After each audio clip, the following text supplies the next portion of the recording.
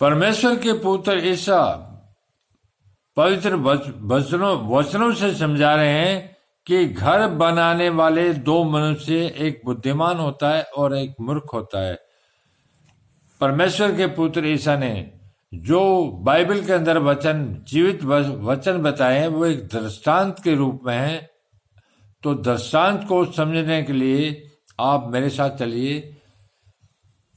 इसलिए जो कोई मेरी ये बातें सुनकर उन्हें मानता है, परमेश्वर के पुत्र बता रहे हैं कि जो मेरी बातें सुनकर मानता है वह उस बुद्धिमान मनुष्य के समान ठहरेगा जिसने अपना घर चट्टान पर बनाया। परमेश्वर के पुत्र बता रहे हैं कि जो मनुष्य मेरी बातें सुनकर मानेगा वह उस मनुष्य के रूप में ठहरेगा जिसने अपना घर चट्टान पर बनाया, जो टूटेगा नहीं। और मैं बरसा और बाढ़ आई और आंधियां चली और उस घर से टकराई, फिर भी वह नहीं गिरा क्योंकि उसकी नींव चट्टान पर डाली गई थी।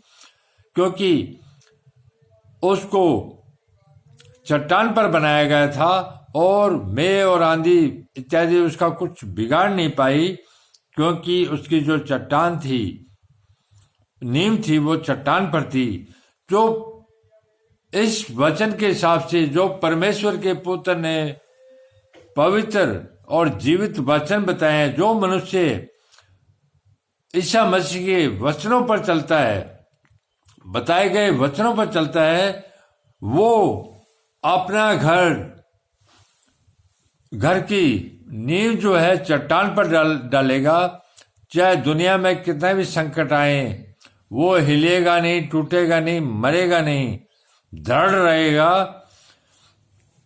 परंतु जो कोई मेरी ये बातें नहीं सुनता और उन पर नहीं चलता, परंतु जो परमेश्वर के पुत्र की बातें नहीं सुनता और उन पर नहीं चलता, वह उस निर्बुद्धि मनुष्य के समान ठहरेगा जिसने अपना घर बालू पर बनाया।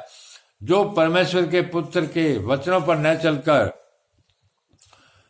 कार्य करेगा, वो संसार में सफल नहीं होगा, क्योंकि उसने अपना घर बालू पर बनाया और मैं बरसा और बाढ़ आई और आंधियां चली और उस घर से टकराई और वह गिरकर सत्यानाश हो गया।